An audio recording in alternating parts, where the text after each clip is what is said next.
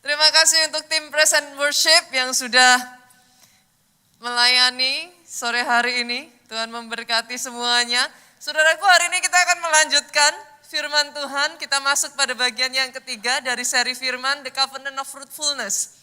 Perjanjian berbuah lebat. Dan pada bagian yang ketiga ini, saudaraku, saya akan berbicara tentang apa yang saya sebut when less is more. Kalau minggu lalu kita berbicara tentang akar, Ibu. Minggu ini kita akan berbicara tentang when less is more.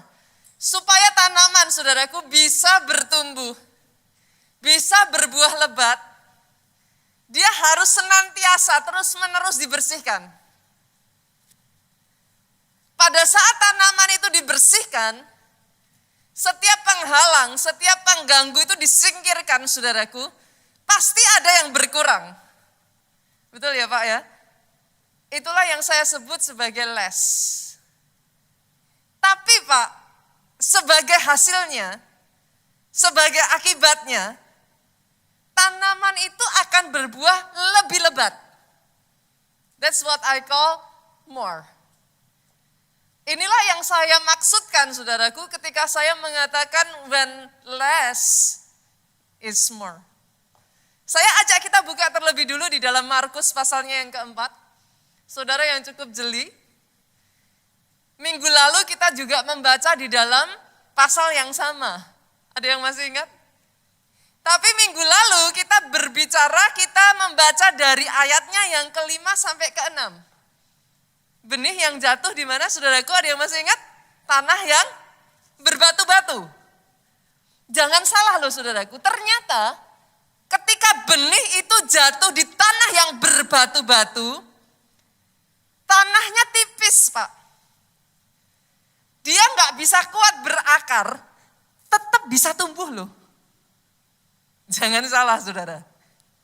Jadi ternyata ketika benih itu jatuh, bahkan di tanah yang tipis, untuk bertumbuhnya susah, saudaraku, tetap dia bisa bertumbuh, bahkan Alkitab mengatakan segera dia bertumbuh. Tapi wait, tunggu. Sampai matahari menyinari, secepat tumbuhnya, secepat itu layunya. Buat saudara di tempat ini, ketika saudara melihat kirimu, kananmu, orang di sekelilingmu, dan saudara mulai berkata seperti ini, Pastor, kok si A lebih bagus ya? Kok si B rasanya sudah jauh lebih maju ya? Kok orang di sekelilingku sudah ini, sudah itu ya? Wait, saudara. Kadang bahkan kalau kita nggak hati-hati, pernah ngeliat nggak saudara, orang Kristen datang ke gereja, aduh cepat sekali bertumbuhnya. Pelayanan ini, pelayanan itu, pelayanan ono gitu kan saudaraku. Kita nyebutnya omnipresent Pak. Ada di mana-mana. Kita datang, dia asyir saudaraku. Nanti kita masuk, dia sudah salah satu pelayan media. Nanti kita apa, dia kerjain yang lain lagi saudaraku. Everywhere. Pastor salah enggak?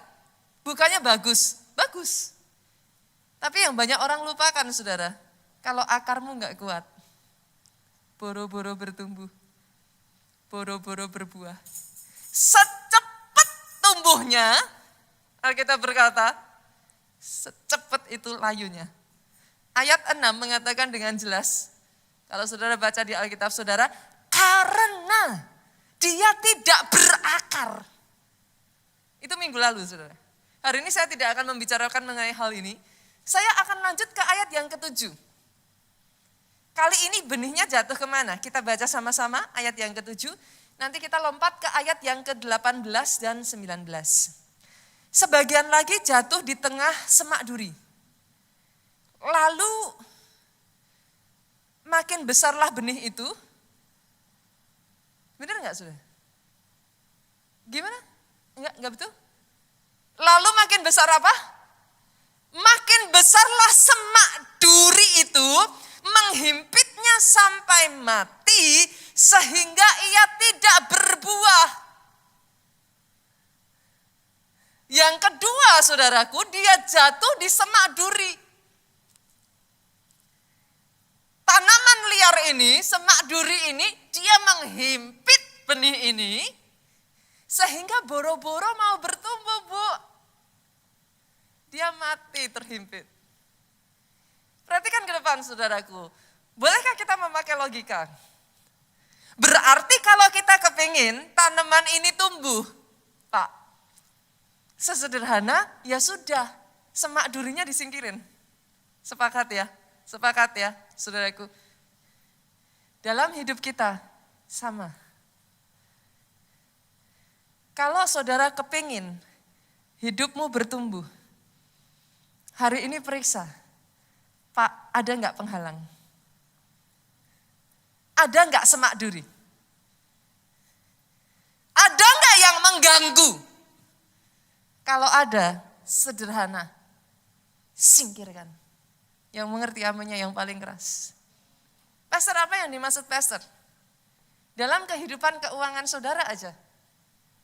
Kalau saudara ingin keuanganmu bertumbuh, berbuah lebat, maka langkah yang pertama tidak bisa tidak, saudara. Periksa, Pak. Apa sih yang jadi penghalang?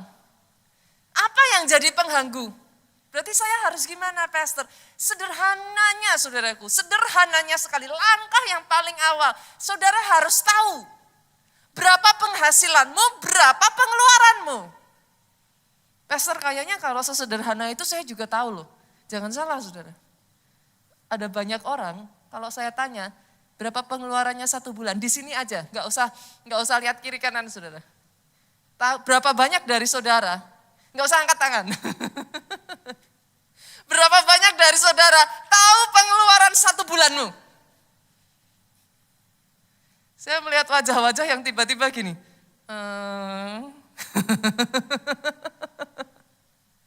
Yang mengerti katakan amin. Selama saudara tidak mengerti berapa sih penghasilanmu, berapa sih pengeluaranmu, selama pengeluaran lebih besar dari penghasilan saudaraku, mau berapa besar penghasilan yang saudara dapatkan tidak akan pernah bisa. Singkirkan penghalangnya. Apalagi yang dimaksud, pastor? Singkirkan semak duri gaya hidup yang berlebihan. Itu, saudaraku? Maksudnya gimana, pastor? Jujur hal ini hal yang simpel sekali. Ini ibu-ibu ngerti nih yang saya bicarakan. Berapa banyak dari saudara ketika saudara belanja, saudara bawa list. Saya aja kalau belanja bawa list ya, saudara. Jujur loh, ini ibu-ibu, kalau bapak-bapak mungkin sebagian ya ada bapak-bapak yang belanja juga gitu. Tapi ibu-ibu tahu yang saya maksudkan, berapa banyak dari kita masuk ke toko, Bu, kita nggak pakai list, godaannya banyak, Pak. Baru masuk, lihat kanan ambil, plung. Lihat kiri ambil, plung. Nanti jalan, saudaraku, berapa banyak yang kayak saya. Kalau masuk toko, saudara, daripada kita susah-susah, saudara, kita itu muterin. 1, 2, 3, 4, 5. Lah, sambil muter, saudaraku, 1, 2, 3, 4, 5. Kiri kanan ambil, saudara.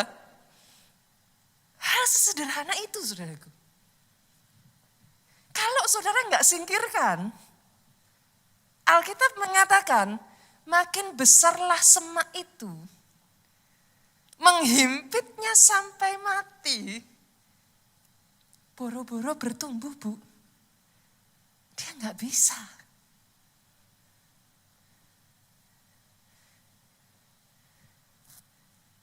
Hal yang sama dalam pekerjaan.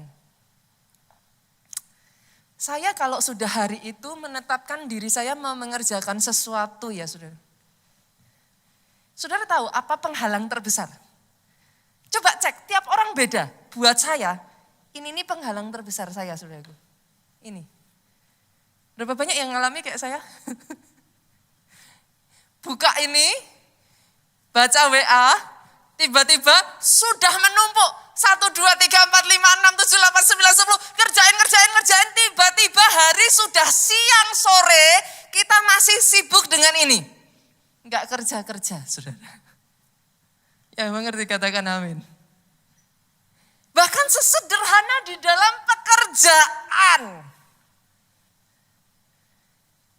Kalau saudara mau berbuah, singkirkan saudara. Di ayat yang ke-18 dan 19, Tuhan Yesus mengingatkan kepada kita, apa sih semak duri yang dimaksudkan? Kita baca ya, lanjutkan ya.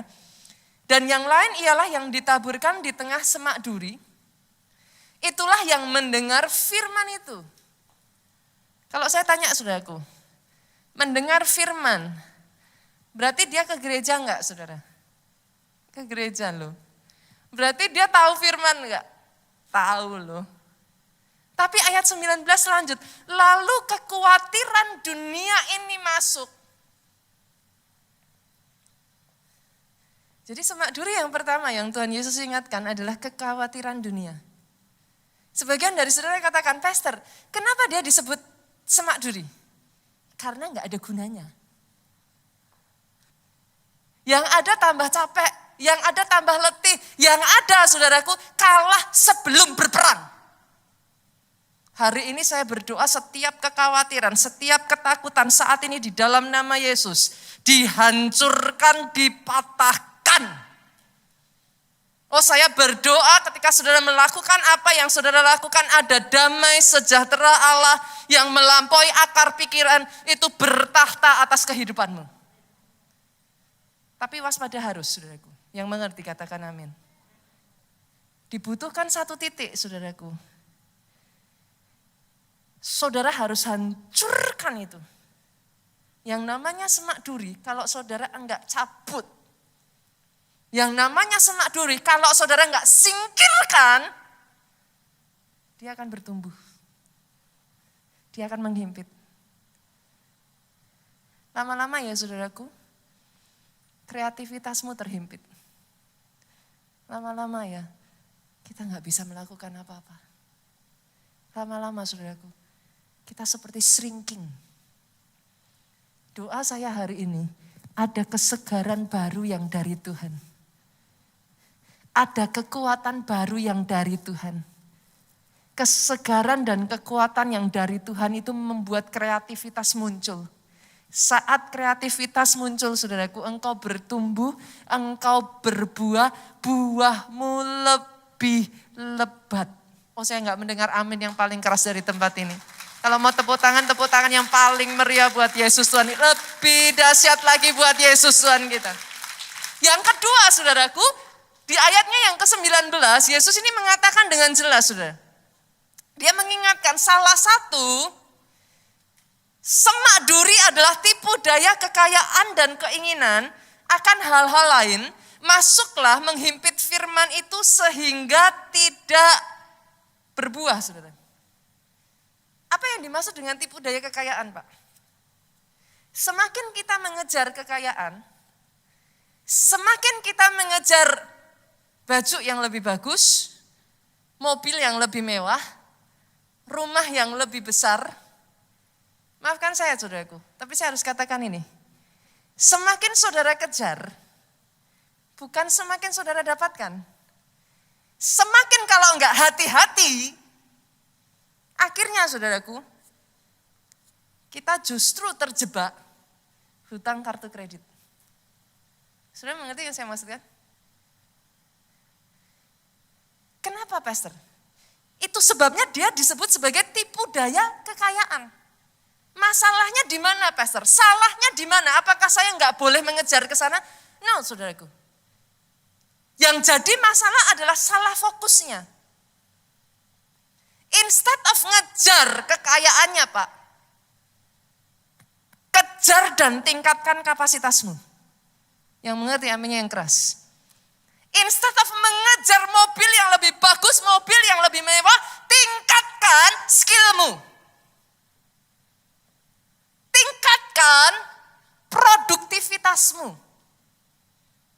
Nanti dengan sendirinya ya saudaraku, yang namanya mobil mewah, yang namanya semua yang lebih bagus, it is in your capability, saudara. Itu ada pada kekuatanmu. Tapi kalau saudara kejar apa yang bukan di kekuatan saudara, itulah yang disebut tipu daya kekayaan. Pada akhirnya kita terjebak, saudara, boro-boro mau bertumbuh, boro-boro mau berbuah, yang ada justru hancur. Hari ini saudaraku, take a step back, saudara. Take a step back. Ambil satu langkah mundur. Maksudnya gimana, Pastor? Cek. Apa sih penghalang dalam hidupmu? Apa? Apa penghalang dalam keuanganmu? Saudara nggak bisa menahan gaya hidup? Di Jakarta ini, saudaraku, yang paling mengerikan itu gaya hidup. Gaya hidup kalau saudara ikuti, penghasilan seberapapun, saya harus katakan ini, maafkan saya sudah, habis. Habis. Saudara mau bicara, Pastor, saya gaji 5 juta bagaimana bisa cukup? Saya pernah membaca satu, saudaraku, kisah yang sangat tragis sekali, saudara. Ada seorang, saudaraku, dipandang sebagai quote-quote, bukan pengemis ya, apa sih, pemulung gitu. Pemulung itu beda dengan pengemis, saudaraku. Dia mengumpulkan barang-barang bekas, saudara. Amazingly, pemulung ini, saudaraku, dengan mengumpulkan barang bekas, dia bisa mendonasikan jutaan US dollar di dalam sepanjang umur hidupnya dia. Dia hidup dengan kesederhanaan, dan pada saat dia meninggal, saudaraku, semua orang dibuat terkejut dan kaget karena dia mendonasikan jutaan US dollar untuk kegiatan sosial. Sebaliknya ada seorang, saudaraku, atlet terkenal, bahkan hasil penghasilan dalam 1 tahun itu ratusan miliar, saudara. Ratusan miliar. Secara manusia tidak berkekurangan apapun. Tapi pada saat dia meninggal, saudaraku, dia bukan meninggalkan warisan. Pada saat dia meninggalkan hutang ratusan, bahkan tidak terhitung jumlahnya, saudaraku. Di mana letak kesalahannya? Penghasilannya kah? No. Gaya hidup. Saudara boleh mengejar gaya hidup, tapi kalau tidak diimbangi dengan strength, capability-mu, skill-mu, dia akan jadi semak duri. Dia akan menghancurkan hidupmu. Hari ini apa, saudara? Saya enggak tahu, masing-masing dari kita berbeda. Apa yang jadi titik yang harus saudara cek? Periksa. Apa? Yang mengganggu saudara apa? Yang menghalangi saudara untuk berbuah apa? Sebagian dari saudara bisa jadi yang menghalangi saudara berbuah pergaulanmu. Ada loh, saudaraku, orang-orang dengan pergaulan yang gak sehat. Pernah ketemu, saudaraku? Entah gimana, saudara, orang-orang yang ada di sekelilingmu tuh negatif terus. Saudara mau maju, jawabannya apa? Orang kayak kamu mana bisa. Intinya negatif aja. Pernah gak, saudara, ketemu pergaulan yang intinya isinya gosip aja terus? Pernah? Isinya gak tahu kenapa tuh, gatal kalau gak ngomong kata-kata kotor. Gitu. Kadangkala, saudaraku, kita harus tegas. Cabut, potong. Kalau kita tidak tegas untuk memotong hal-hal yang tidak Tuhan suruh kita kerjakan, maka kita tidak akan bisa fokus mengerjakan apa yang Tuhan suruh kita kerjakan atas hidup kita. Inilah yang saya sebut sebagai kunci berbuah lebat. Temukan, saudara, satu demi satu dalam kehidupan saudara, apa yang menghambat potong. Nanti saudara akan takjub dengan bagaimana Tuhan bawa saudara dari 1 pada 2 pada 5 talenta. Tuhan bawa saudara naik dan bukan turun. Berbuah 100 kali lipat, kemarin kita baca ya saudaraku, 60 kali lipat, 30 kali lipat itu terjadi atas hidup. Saudara, boleh saya dengar kata amin yang paling keras dari tempat ini? Yang kedua, saudaraku. Yang kedua, saudara. Kalau tadi kita menemukan penghalangnya, kita singkirkan. Apa yang menghalangi, kita singkirkan. Kalau yang kedua ini, saudaraku, kita harus siap. Bahkan ranting yang berbuah pun akan dibersihkan. Jadi siap ketika Tuhan membersihkan hidup kita, Pak. Kita buka Yohanes 15 yuk. Yohanes 15 ayatnya yang kedua. Setiap ranting padaku yang tidak berbuah dipotong. Jangan salah ya saudaraku, yang tidak berbuah cut, dipotong. Tetapi setiap ranting yang berbuah dibersihkannya supaya ia lebih banyak berbuah. Kadang kalau kita baca ayat ini rasanya di hati jujur loh saudara. Enggak adil Pak. Pastor saya salah apa? Gitu. Pernah enggak saudara ngalami di dalam kehidupan saudara diizinkan Tuhan di pruning? Pastor, gimana cara kita bisa ngerti kita di pruning atau itu salah kita? Bedakan ya saudara, harus dibedakan. Masalah bisa muncul yang pertama, salah kita sendiri. Kita nggak bisa mengekang gaya hidup, akhirnya terlibat hutang piutang, akhirnya ditagih penagih hutang. Salah siapa saudara? Salah kita. Gitu. Jangan datang sama Tuhan terus saudara ngomong, Tuhan kenapa Tuhan izinkan? Oh pengen saya cekik kalau gitu saudara. Saudara mengerti yang saya maksudkan? Oke ya.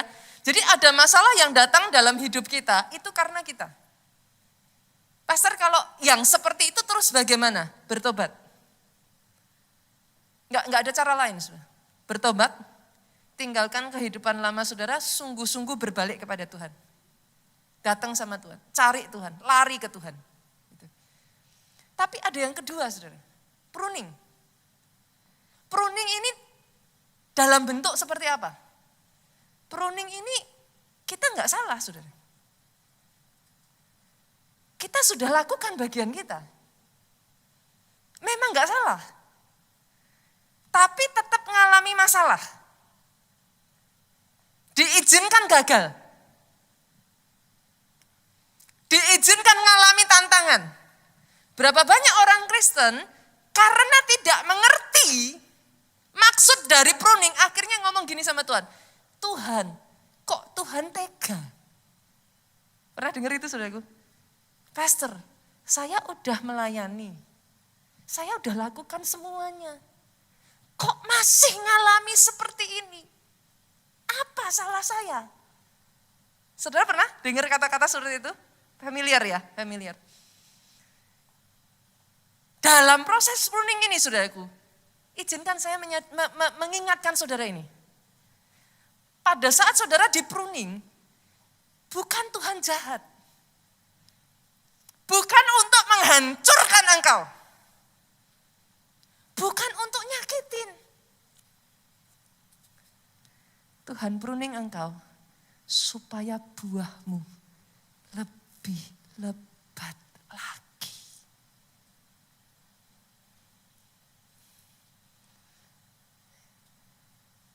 He means no harm. Bukan untuk menyakiti. Justru ketika kau di pruning, dia lihat ada potensi dalam hidupmu. Tapi dia menyayangkan. Harusnya potensi ini bisa tumbuhnya lebat. Tapi somehow baru tumbuh kecil. Dia akan bersihkan. Ini yang terjadi dalam hidup Yusuf. Saudara. Ada di sini yang merasa seperti itu? Kadang dalam hidup saudara. Pastor sakit loh pastor.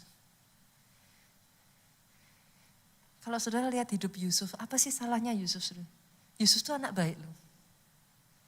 Dia anak yang disayang orang tuanya. Bahkan pada saat disuruh oleh orang tuanya membawa makanan untuk kakak-kakaknya pun dia lakukan loh saudaraku. Despite kakak-kakaknya berbuat yang tidak baik, Yusuf itu sayang sama mereka. Mungkin saudara bisa bertanya, Pastor, kenapa? Gitu. Di sini kadang juga ada yang diizinkan ya, ngalami pruning ya. Kenapa Pastor? Why? Saya udah cari-cari, saya udah evaluasi, tapi nggak ada penyebabnya. Ketika saudara diizinkan untuk di-pruning, Tuhan tahu ada rencananya yang besar atas hidupmu. Karena dia melihat yang tidak kau lihat, saudaraku. Dia tahu ada rencana yang besar dalam hidupmu, tapi masih ada begitu banyak hal yang menghambat. Dia bersihkan satu demi satu. Kadangkala sakit, Pak. Tapi Tuhan bersihkan kemanjaan Yusuf. Tuhan bersihkan kenaifan Yusuf. Yusuf yang tadinya anak muda yang masih mentah, saudara. Tuhan tahu, untuk dia bisa memakai Yusuf menjadi penguasa besar, dia harus tempa Yusuf. Apabila dia tidak lakukan itu, saudaraku, he is not ready for the big plan. Doa saya, pada saat saudara mengalami masa pruning, saudara tidak kecewa, engkau tidak lari, engkau tidak marah. Doa saya pada saat engkau mengalami masa pruning ini, engkau bisa berkata seperti Ayub, terpujilah nama Tuhan. Because you are chosen. He means no harm. Itu yang terjadi dalam kehidupan saya dan Pastor Joe. Saya itu menikah muda. Dengan Pastor Joe itu saya menikah sangat muda menurut saya ya. Saya menikah tuh sekitar di usia 21, 22 tahun. Sangat muda sekali, saudara. Karena pada saat itu, saudaraku, Pastor Joe diutus untuk menggembalakan jemaat di Jogja. Bisa dikatakan pada saat itu mungkin termasuk salah satu gembala sidang termuda, saudara. Karena kami sering bolak-balik, saudaraku, Solo, Jogja. Pastor Obaja menyampaikan kepada orang tua saya, kalau memang sudah tahu tujuan hidupnya kemana, ya sudah, mantap melangkah pada pernikahan. Jadi, saya menikah, saudaraku, langsung setelah itu saya jadi bersama dengan Pastor Joe mengembalakan jemaat di Jogja. We are very young, saudara. Orang bilang itu, apa? Kalau orang bilang itu sekya gitu, saudara. Saudara mungkin tahu apa sekya itu apa, saudaraku? Bau kencur, gitu. Ketika dulu kami pertama kali menggembalakan jemaat di Jogja, saudara. Saya nggak tahu, ada nggak di sini yang jemaat dari Jogja? Oh ada, ada ya, luar biasa. Saya tuh masih ingat sekali, saudara. Aduh, tidak semenyenangkan yang saudara pikirkan sekarang. Gereja di Jogja sekarang sudah besar, di Jakarta terus bertumbuh, saudaraku. But it doesn't start that way. Saudara sekarang dengar khotbah saya dan saudara berkata, Pastor, I'm blessed. Ada waktu-waktu di mana saya berkhotbah seperti ini, saudaraku. Saya turun ke bawah. Biasanya kalau dulu kami selesai, saudara kami jadi asyir, selesai masih tahu ya saudaraku ya, selesai terus kita salaman dengan jemaat. Saya salaman jemaat turun dan jemaat ngomong gini ke saya. Manggil saya aja bahkan tidak pastor. Manggilnya boro-boro bu, saya masih muda sekali saudara. Manggil langsung nama, Nita. Besok minggu depan khotbah lebih bagus lagi ya. Saya ngalami masa-masa itu, saudara. Masa-masa yang nggak menyenangkan buat saya. Saya pernah mengalami masa-masa di mana jemaat mengirimi saya surat yang berisi semua caci makian. Masa-masa di mana jemaat-jemaat yang lebih tua oleh sesama hamba Tuhan, saudaraku. Kadang nggak gampang, saudara. Ditanya gitu. Kok mau sih digembalakan dengan anak kemarin sore gitu. Kok mau digembalakan dengan Sekia gitu saudaraku, anak bau kencur gitu. Mungkin saudara mendengar itu sekarang dan saudara merasa kok gitu amat ya gitu. Kami melalui masa-masa itu saudara. Masa-masa di mana dengan semua yang kami lakukan, jemaat gak bertumbuh. Jemaatnya ya 50 ya tetap 50 aja terus gitu sudah. Kalau saudara bertanya kepada saya pastor, bagaimana rasanya ketika mengalami itu semua? Hancur sudah. Kalau saya boleh ngomong itu sudah kayak tomat itu bonyok sudah. Dilempar kiri, lempar kanan, banting kiri, banting atas, banting bawah, banting semua, bila perlu diinjak Pak. Itu yang saya rasakan ketika saya di Jogja sudah. Sampai satu titik, Pak Jo itu pernah gak kuat saudaraku. Pak Jo itu sampai ngomong gini, ngomong sama Pak Obaja, Pak, apa aku balik aja ke Solo ya? We are so young. Kami masih sangat muda sekali, kami tidak berpengalaman.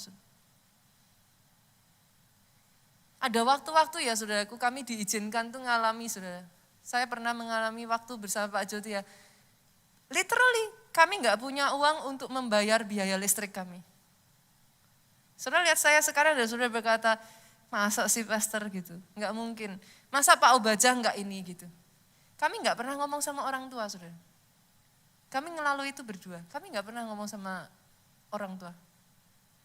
Ada waktu-waktu di mana kami bahkan gak bisa makan. Puasa bukan karena mau puasa Pak. Literally memang harus puasa saudaraku. Tapi saya bersyukur saudara, di waktu-waktu itulah saya tekuk lutut saya nangis di hadapan Tuhan. Tanpa saya sadari Pak, Dia izinkan semuanya itu. Dia bersihkan semua motivasi-motivasi yang tidak benar dalam hidup kami. Apa yang bahkan saya tidak ketahui pada saat itu. Dia izinkan akar kami tertanam dalam. Untuk sesuatu yang kami tidak ketahui saat itu. We don't even understand. Tapi inilah yang saya hari-hari ini pelajari saudaraku. Belajar di masa-masa itu bertahan. Ini waktu-waktu yang gak gampang, bertahan. Saya terakhir belajar saudaraku, kata bertahan ini berasal dari bahasa aslinya tuh hupomone saudara. Oh itu kata yang sangat cantik sekali saudara. Itu kata yang sangat masuk sekali. Salah satu kata arti kata hupomone saudaraku, stay where you are. Tetap tinggal di tempat. Stay where you are. Even though you don't understand, even though it's so hard, even though it hurts. Stay where you are. Let God. Izinkan Tuhan proses hidupmu. Let Him do it, don't run. Jangan lari. Jangan kecewa. Jangan marah. Sampai masanya selesai saudaraku. Ketika Tuhan selesaikan, accomplish apa yang Dia mau kerjakan dalam hidupmu. Lihat ini saudara, buka Ibrani pasalnya yang ke-12 ayat 11. Memang tiap-tiap ganjaran pada waktu ia diberikan tidak mendatangkan sukacita. Gak enak. Tetapi duka cita. Tetapi kemudian ini saudaraku, saya berdoa ini terjadi atas pribadi, lepas pribadi yang ada di tempat ini. Ia menghasilkan buah kebenaran yang memberikan damai kepada mereka yang dilatih olehnya. Yang ada di tempat ini bukan anak-anak murahan. Yang ada di tempat ini adalah orang-orang yang karena mengizinkan dirinya dilatih. Jadi orang Kristen yang tangguh. Hupomone saudaraku. Stay where you are. Let God. Let Him do it. Tidak dibutuhkan saudara untuk mengerti. Karena kita memang tidak bisa mengerti. Tapi kalau kau izinkan. Oh, dengar ini saudaraku. Ayub, dia izinkan itu. Dipulihkan Tuhan 2 kali lipat ganda. Kisah Ayub ini saya nggak bisa ceritakan sekarang saudaraku. Satu ketika nanti kalau dibongkar semuanya ya saudara. Kenapa Tuhan izinkan Ayub mengalami semuanya itu kenapa? Satu seperti ibaratnya tuh, pastor itu pohon kan udah megah ya. Kok kayak digundulin gitu. Itu kalau jadi pohonnya loh saudara. Saya tanya saudara, mau nggak marah tuh ya marah loh Bu. Gimana nggak marah Pak? Marah loh.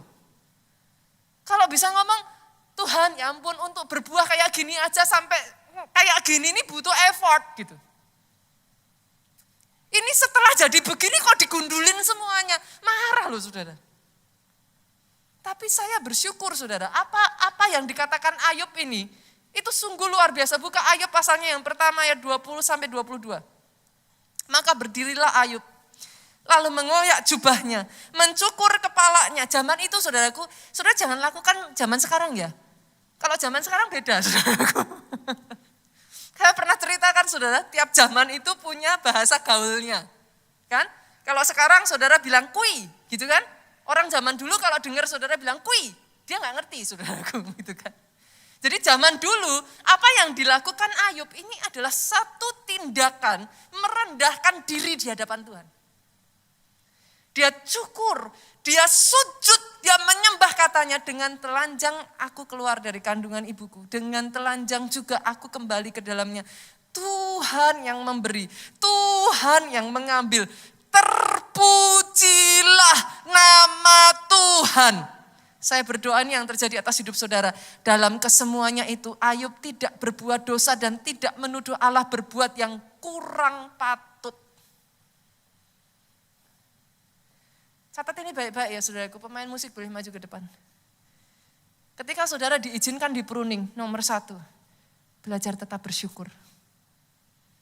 Belajar tetap bersyukur. Kenapa saudaraku? Because you are chosen. Saudara di pruning karena engkau berbuah.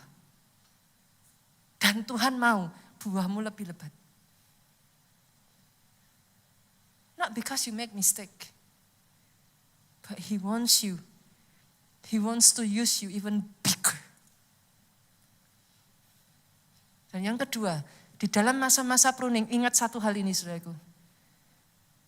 Lalui dengan damai sejahtera. Lalui dengan tenang. Pastor gimana bisa tenang? Ngadepi seperti ini kok bisa tenang? Sadari satu hal ini, 1 Korintus. Saya akhiri dengan ini saudaraku. Pencobaan-pencobaan yang kamu alami ialah pencobaan-pencobaan biasa yang tidak melebihi kekuatan manusia. Sebab Allah setia. Karena itu Ia tidak akan memberikan kamu dicobai melampaui kekuatanmu. Pada waktu kamu dicobai, Ia akan memberikan kepadamu jalan keluar.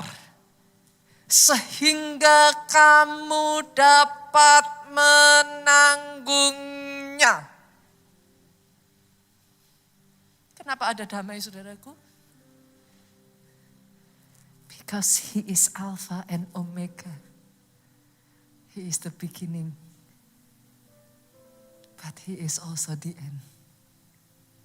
Apa yang kau alami ada di dalam kendali Tuhan. Sepakat saudara? Boleh bangkit berdiri? Datang di hadapan Tuhan saudaraku. Mengirimmu seumur hidupku masuk dalam rencana-Mu Bapa. Katakan ini dalam hidupmu saudaraku. Pikiranmu Tuhan. Serahkan ini ke dalam tangan-Mu. Serahkan padamu.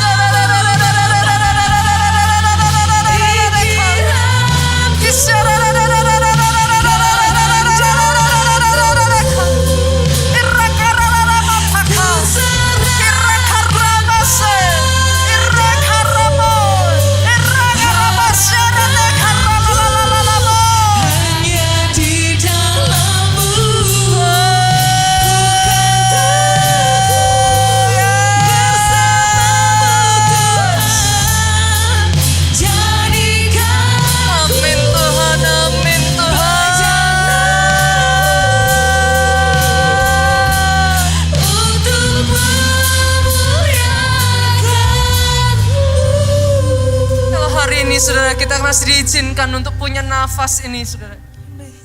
Kalau hari ini kita masih diizinkan bahkan untuk masih beribadah. Ikat perjanjian dengan Dia saudaraku. Jangan sia-siakan hidupmu. Saya berkali-kali katakan ini, berapa banyak orang-orang yang kita kasih yang sudah mendahului kita. Berapa banyak orang-orang yang kita kenal yang sudah mendahului kita di masa-masa ini. Tapi kalau kau masih diberi kesempatan untuk hidup, itu berarti hidup bekerja menghasilkan buah. Amin. That's why saudaraku, ini disebut sebagai covenant of fruitfulness. Ikat perjanjianmu dengan Tuhanmu. Amin. Engkau gak mau sia-siakan hidupmu. Engkau mau hidup harus berbuah. Ya Yesus. Hari ini saudara, ambil waktu. Sejenak selidiki saudara, apa sih yang masih selama ini menghalangi engkau? Apa saudara? Apa yang menjadi pengganggu untuk engkau bisa berbuah? Dalam keluargamu, dalam pekerjaanmu, di dalam keuanganmu, di dalam studimu, apapun satu demi satu bagian saudara. Apa yang harus dipangkas?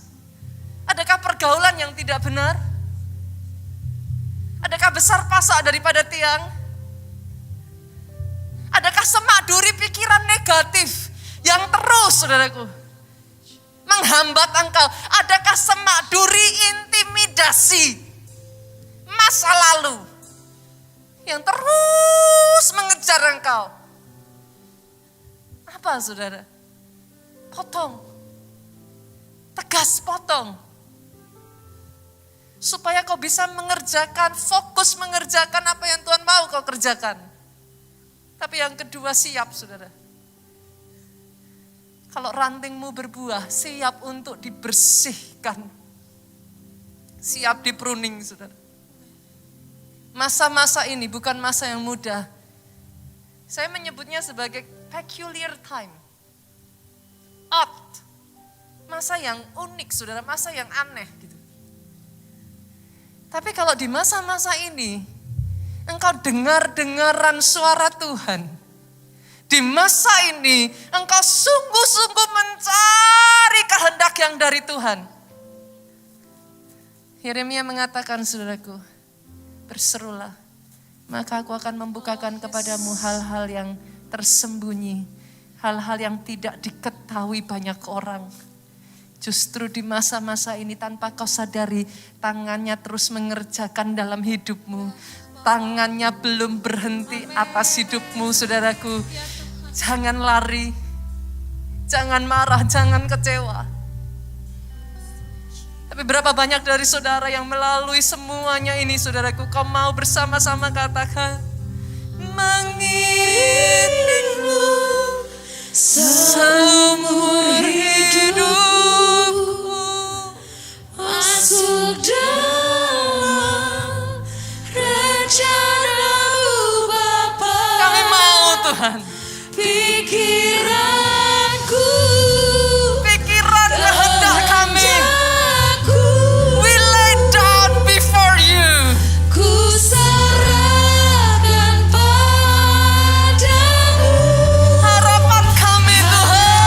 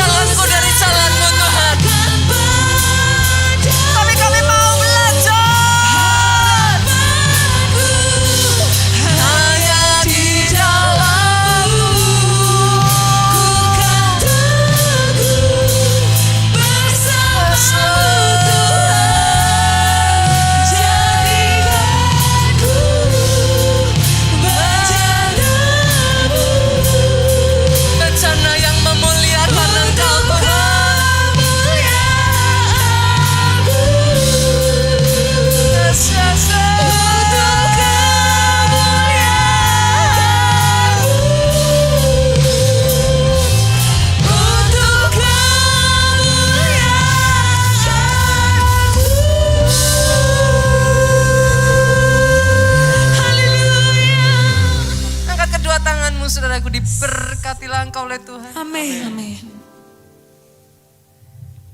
Diberkati keluargamu. Yes, amin. Atas kehidupanmu. Akarmu dikokohkan. Amin. Amin. Setiap semak duri dalam hidupmu dipotong dan disingkirkan. Amin. Dalam nama Yesus. Hidup yang berbuah dan buahmu lebat. Amin. Apa yang dikerjakan tanganmu, studimu, bisnismu, karirmu, Ya Tuhan. usahamu dibuatnya berhasil. Panjang umurmu, Amin. sehat, sesehat-sehatnya di dalam nama Yesus. Diberkati pelayananmu, saudaraku. Diberkati kesaksian dan pemberitaan Yes, Injil. amin. Pulang dengan membawa sukacita, damai sejahtera Allah Bapa. Cinta kasih Yesus Kristus. Persekutuan dengan rohnya yang kudus. Sekarang sampai selama-lamanya. Engkau yang diurapi, saudaraku, kau yang diberkati. Katakan dengan suaramu yang paling keras.